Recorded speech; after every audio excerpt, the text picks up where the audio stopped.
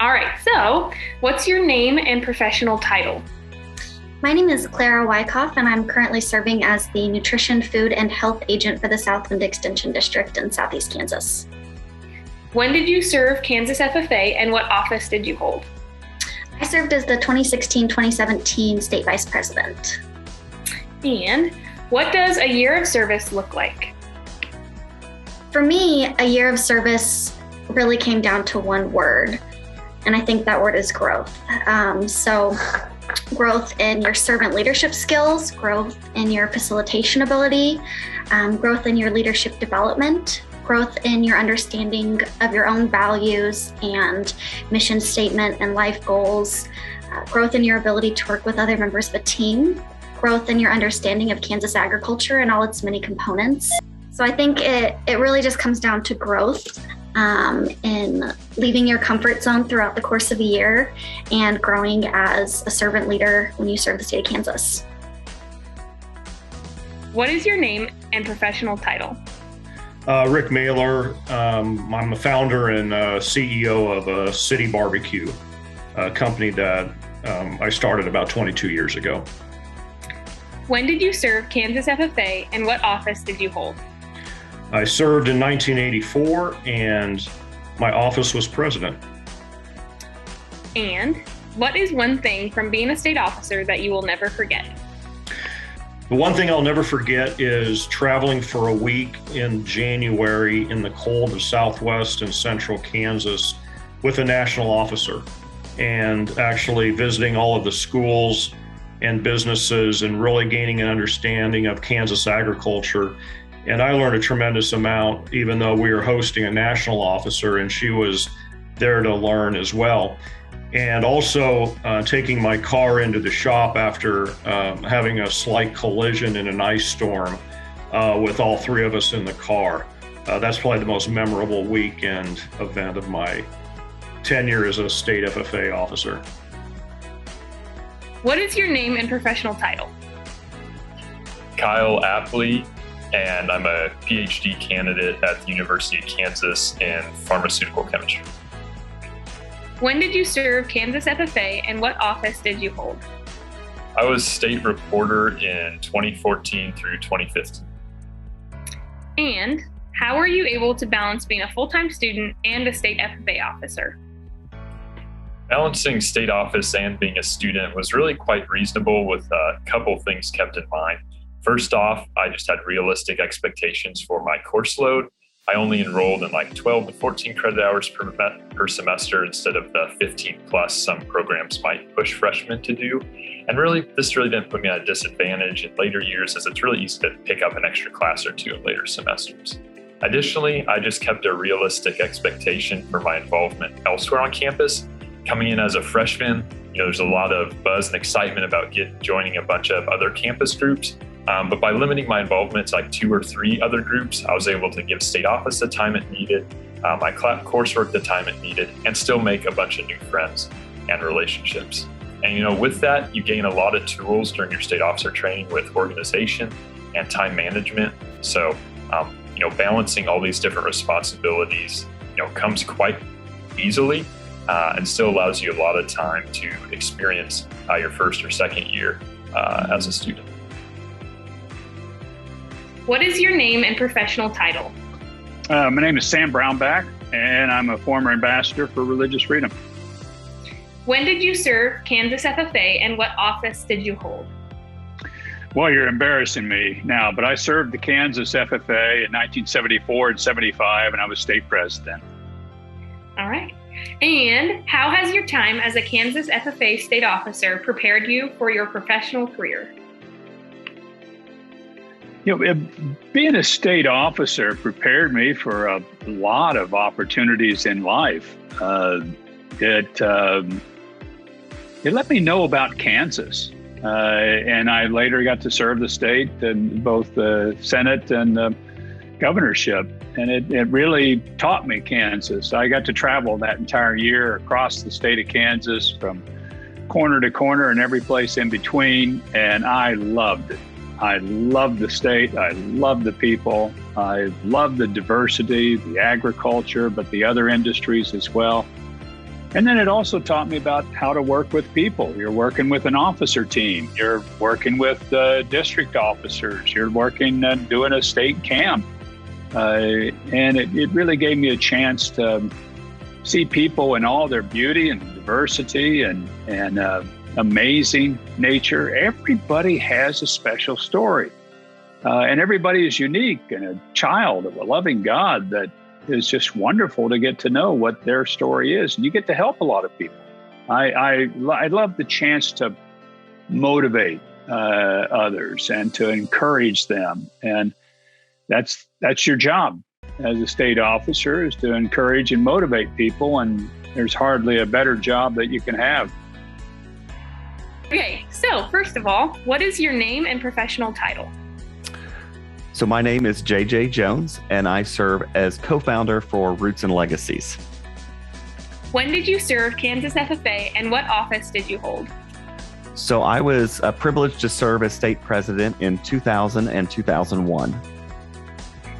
And what was the most helpful piece of advice that you were given while running for state office or while being a state officer, and how have you used that piece of advice in your career today? When I was running for state office and then subsequently served as a state officer, the piece of advice that sticks in my mind was simply to be myself, to trust in the talents and skills that I had been born with and also developed through my agricultural education career, if you will, and then putting those to work as both a candidate and then a state officer. And that allowed the nominating committee to see who I was, so that as they were forming a slate of officers that could make the best possible team, they could tell if I was the right fit to be part of that slate. And then I was fortunate enough to go on and be elected as an officer. And so then continuing to be myself and show other FFA members and agricultural education students that no matter what skills or background you bring to the table, they're going to be needed in some form or fashion. So the number one piece of advice is simply to be yourself and let everyone know who you truly are. What is your name and your professional title? Sean Turner. I am the owner of Turner Flowers, LLC in Ottawa, Kansas. And when did you serve Kansas FFA, and what office did you hold? I served as the 2005-2006 Kansas FFA State President. All right. And what were some ways that you found to be useful in preparing to run for a state FFA office? I found that the best way to prepare for state office was to collect multiple perspectives. For instance, my advisor was fantastic, but I found it really, really helpful to talk to additional advisors as well, to collect new perspectives and see new angles on the different topics that I was needing to study to be prepared for state office. When I was looking at an agronomy issue, I didn't just talk to the farmer or just talk to the co-op or just talk to a grain merchandiser, but I tried to get all of those perspectives so that I could see the full scope of that issue to fully prepare me for those agricultural topics. And when I was looking at preparing for questions like, what are my greatest strengths and weaknesses, I didn't just ask one person. You ask a parent, you ask a sibling, your classmates, your teachers, your pastor, your boss, all of those people, and help them to understand why it's so important for you to be able to have that self-awareness and be aware of those strengths and weaknesses. And so by collecting those multiple perspectives, I think we have the best opportunity of making sure that we know the very best answers to be ready to answer those questions at state convention. What is your name and professional title? Hi, I'm Kim Clark, and I am Agriculture Education Instructor and FFA Advisor at Royal Valley High School. When did you serve Kansas FFA, and what office did you hold? I was the Kansas FFA State Treasurer in 2002 to 2003. What advice would you give to a member that is considering running for a state office? The first piece of advice I would give to someone that is running for a state office is to really examine why you are running for an office. You really need to look at the why. Think, what's the purpose of me being a state officer? What's the purpose of me running? If you're running because your advisor wants you to, is that enough to help you get through a whole year of service? If you're running because your grandpa was a state officer, but it's not really something deep down in your heart that you want to do, is that really a good reason to run? The state FFA needs people that are wanting to run for the right reasons, and that they're willing to step up and serve and go through that whole year of commitment and something that's going to drive them for that whole year. And so if you're just doing it to please somebody else, that's not going to be enough to get you through the whole year. So you really need to look deep inside yourself and see, why are you running? What does it mean to you? What do you hope to do for the members? And what are you going to put forth when times are tough in the year, and really to drive you to be the best state officer that you can, and that's to serve the members the best that you can. Some other advice I have is you need to go into the next few months as you're preparing to run for state office with a growth mindset. That's really, really important. Nobody is going to be the same at state convention as they are today, and you have to put in the work to be able to grow and develop. Be able to use feedback to make yourself better through the whole process. And it is a process, and it really, if you can grow through this process, you're going to grow tremendously even when you're a state officer. Don't be willing to stay stagnant. Be willing to grow, develop, to get better, and to put in the work to be able to do so. If you go into the next couple of months with a growth mindset, you're going to be doing some awesome things for you, yourself, and to the leader that you can be. One thing I would suggest doing, and it's something that I did back when I was a state officer, and I've helped some of my students do as they're running for state office, and some other kids I've worked with, is think about things that you can do each day to make yourself better, like daily habits. And these daily habits are just small things, but if you're working on them each day, it's going to add up to be something really large by the time you're a state officer or you're running for a state office. So that might be like finding an outlet to clear your head. And for me, like personally, and this was even when I was running for a state office, but that's just going for short walks, like 10-minute walk here or there. And you can, maybe school is stressing you out, or your work is stressing out, your SAE is stressing you out. But if you can just clear your head and get kind of away for a few minutes, that can help you. And then you can work more on that growth mindset at that point.